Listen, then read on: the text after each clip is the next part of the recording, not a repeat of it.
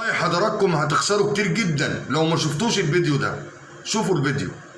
حضرتك لو بجد عايز ابنك يبقى كويس لازم تكون قدوة له. يعني ما تبقاش بتاكل وبتاكله حرام وهو عارف ان انت بتاكله حرام وتقول له الحرام غلط يا ابني وابعد عن الحرام وملكش علاقه بمش عارف ايه والحرام هيوديك مش عارف فين والحرام ربنا قال عليه وقال الله وقال الرسول. ابنك عمره ما هيسمع لك ولا هيسمع لنصيحتك، هيسمع لك من هنا ويطلع من هنا. ليه؟ لان هو شايف سلوكك عكس اللي انت بتقوله له او بتوجهه له.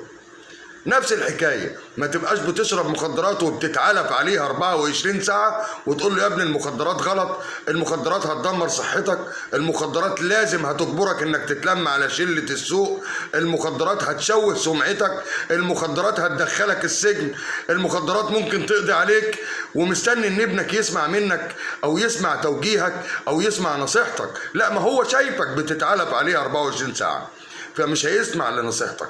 عايز ابنك بجد يبقى كويس وانت ابتليت بالحاجه دي، حرض عليه. يعني ايه تحرض عليه؟ تعالى على راجل محترم، راجل مؤدب ومهذب ويعرف ربنا كويس واخلاقه عاليه وملوش في الغلط، وقول له معلش انا عايزك تكلم ابني تخليه يبعد عن كذا وكذا وكذا، اهون من ان انت اللي تنصحه وانت متعاص وسلوكك كله وحش. مش هياخد بنصيحتك.